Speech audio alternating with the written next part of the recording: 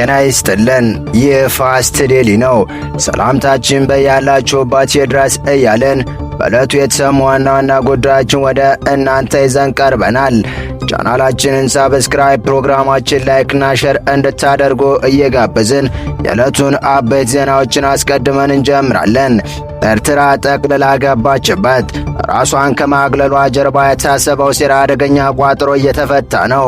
ጋድ በበኩሉ አንቹ ታመጪው አንቹ ታሮጪው የሚል መልስ የሰጠ ሲሆን ምስራቅ አፍሪካ አዲስ ፓወር ብሎክ ሊታወቅ ይሆን ወይም የሚለው ጥያቄ ወደፊት እየመጣ ነው።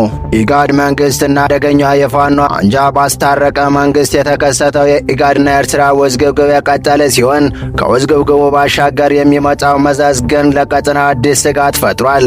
ዓለም አቀፍ ትኩረት ስላሳበው ትኩስ አነጋጋሪ ጉዳይ ከዚህም ከዚያም የተሰሙ ጥብቅ መረጃዎችን አካተን በዝርዝር ይዘን የምታዳምጡት ይሆናል። በሌላ በኩል ደግሞ ፊልድ ማርሻል ብርሃኑ ጁላ ከጀርባችን ሊወርዱ አልቻሉም ስላላቸው ኃይሎች ጥብቅ መረጃ አውጥተዋል።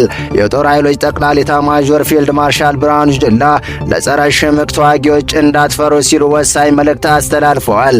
ይህም በዝርዝር የምትሰሙት ይሆናል። እስከ ፍጻሜው አብራችሁን ቆዩ። ኢትዮጵያ ውስጥ የሚከናወኑ ጦርነቶች በሙሉ የውክልና ጦርነቶች ናቸው ሲሉ ፊልድ ማርሻል ብርሃኑ ጁላ ተናገሩ።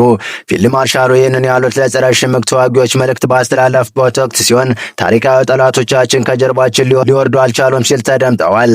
የጦር ኃይሎች ጠቅላይ ኤታማዦር ፊልድ ማርሻል ብርሃኑ ጁላ በኬንያ የኢትዮጵያ ባለሙሉ ስልጣን አምባሳደሩ ጀነራል ባጫ ደበሌ ጽፈው ከሰሞኑ ባስመረቁት የጸረ ሽምቅ ውጊያ ጥበብ የተሰኘ ወታደራዊ ስትራቴጂና የውጊያ አመራር ላይ ያተኮረ መጽሐፍ ምረቃ ላይ በመገኘት የመጽሐፉን ምረቃ አስታከው ለጸረ ሽምቅ ተዋጊዎች ባስተላለፉት ወሳኝ መልእክት ኢትዮጵያ በሰላም ውላ በሰላም ማደር የለባትም ብለው የሚያስቡና ይህንም ሀሳባቸውን በሕገ መንግስታቸው ውስጥ ጭምር አካተው እንደ ብሔራዊ አጀንዳ ይዘውት የሚንቀሳቀሱ ታሪካዊ ጠላቶቻችን ያሉ ሲሆን በሀገር ውስጥ በአማራም ይሁን በኦሮሚያ በትግራይም ሆነ በሶማሊያ አፋር እየተደረጉ ያሉና በቋፍ ላይ ያሉ ግጭቶች መነሻቸውን ሆነ መድረሻቸውን የኢትዮጵያ ሕዝብ ፍላጎት አይደለም ካሉ በኋላ ጠላቶቹ ባለቤቶች እነዚህ ታሪካዊ ጠላቶቻችን ናቸው ሲሉም ገልጸዋል።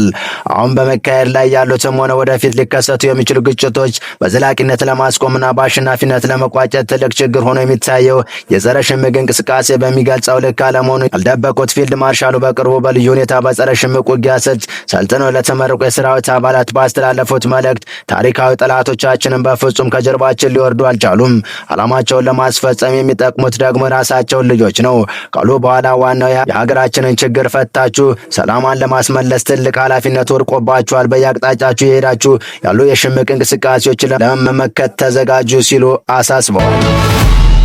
በቀጣይ መረጃ ኤርትራ ጠቅልላ ገባችበት። ራሷን ከማግለሏ ጀርባ የታሰበው ሴራ አደገኛ ቋጥሮ እየተፈታ ነው።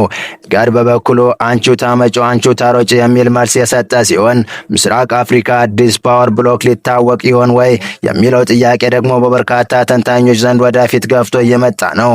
የጋድ መንግስትና አደገኛ የፋኖ አንጃ ባስታረቀ ማግስት የተከሰተው የጋድና ኤርትራ ውዝግብግብ የቀጠለ ሲሆን ከውዝግብግቡ ባሻገር የሚመጣው መዘዝ ግን ለቀጠናው አዲስ ስጋት ፈጥሯል። ትላንትና ኤርትራ ከተመሰረተ 30 ዓመት በላይ ያስቆጠረውን የቀጠናው የምስራቅ አፍሪካ በየነ መንግስታት ኢጋድ አባላት ኢቃ ማውጣትና ከዚህ በኋላ ከኢጋድ ጋር ያላት ግንኙነት እንደተቋረጠ አስታውቃለች።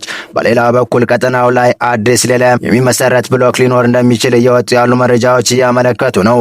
ከሰሞኑ የቀይ ባህር ጉዳይን በሚመለከት በተለይ የቀይ ባህር ቀጠናን ሰላምና ደህንነት ማስጠበቅ የኛ ብቻ ድርሻ ነው በሚል ከዚህ ቀደም ግብጽ ከሰጠችው መግለጫ ጋር የተገናኘ አዲስ እንቅስቃሴ መጀመሩ የተሰማ ሲሆን ይህም የቀይ ባህር ብሎክ በሚል ኤርትራ፣ ሱዳንና ግብጽ እንደዚሁም ሳውዲ አረቢያ ያሉበት አዲስ ብሎክ ሊመሰረት በእንቅስቃሴ ላይ መሆኑ ተሰምቷል። ኤርትራ ራሷን ከኢጋድ ማግለሏን አስታውቃለች። ውሳኔው የኤርትራ መንግስት ኢትዮጵያን ለማተራመስ እየሰራ መሆኑ ያጋለጠው አንጋፋ የሰላም ስምምነት እንዲፈርስ ኢጋድ ከፍተኛ ጥረትና ተሳትፎ በማድረጉ የፈጠረው ብስጭት እንደሆነ ተመልክቷል። ውሳኔው የሚገርም እንዳልሆነ የሚገልጹ አሉ። ኢጋድ በበኩሉ ማዘኑን አስታውቆ ምላሽ ሰጥቷል። ኤርትራ እንደ አውሮፓውያን አቆጣጠር በ1993 ኢጋድ እንደገና ሲዋቀር ለቀጠናዊ ሰላምና መረጋጋት እንዲሁም ለኢኮኖሚያዊ ትስስር መጠናከር እንደ ዋና መሳሪያ ሆኖ የሚያገለግል ተቋምን ለመገንባት ከሌሎች አባል ሀገራት ጋር በመስራት ወሳኝ ሚና መጫወቷን በዛሬው የስንበት መገለጫዋ አስታውቃለች።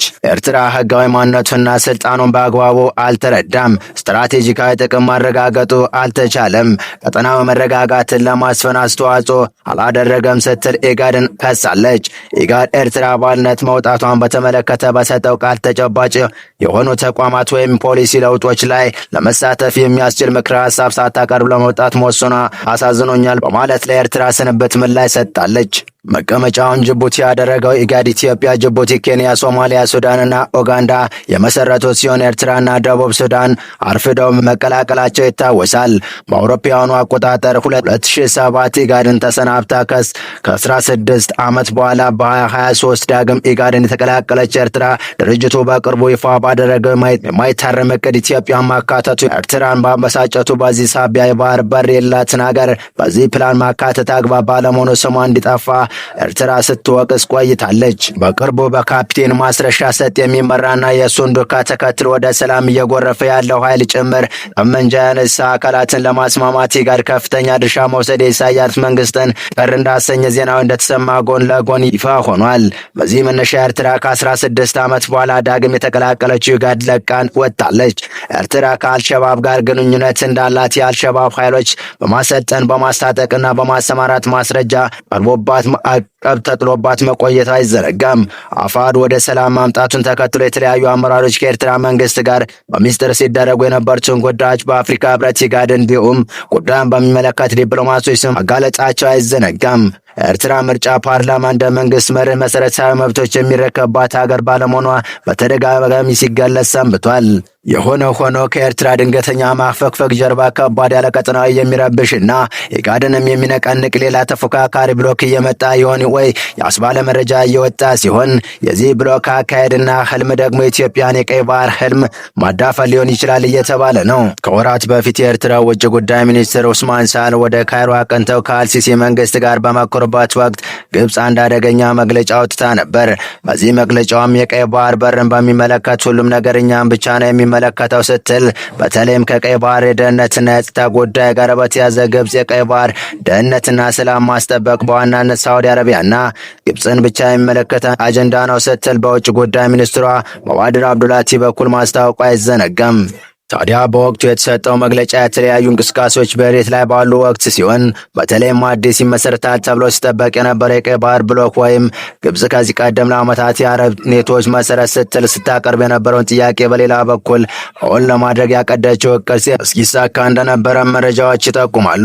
ታዲያ ይህ በእንዲህ እንዳለ በትናንትናው ዕለት ከኢጋድ ሙሉ በሙሉ ከኢጋድ ጋር ያላትን ግንኙነት ማቋረጡን ያስታወቀችው ኤርትራ በቀጠናው ላይ እየመጡ ያሉ አዳዲስ ለውጦች ስጋት ውስጥ እንደጣሏት የሚያሳዩ መረጃዎች እየወጡ ሲሆን የትላንትና ውሳኔ እየተለወጠ ከመጣው የቀጠናው የኃይል አስተላለፍ ስርዓት ጋር በተያያዘ ሳይቀደም ልቅዳም በሚል የወሰነችው ውሳኔ ሊሆን ይችላል እየተባለ ነው።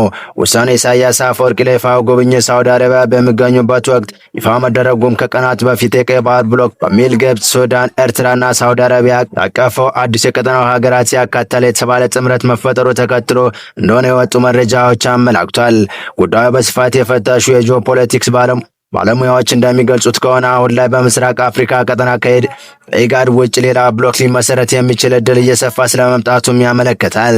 ኢትዮጵያ ቀጠናውን በሚመለከት ያላት አቋምና አሁን ላይ የቀይ ባህር በርን ለማግኘት እያደረገች ባለው እንቅስቃሴ አዳዲስ ለውጦች ሊመጡ እንደሚችሉ የሚጠበቅ እንደሆነም እየተመለከተ ነው።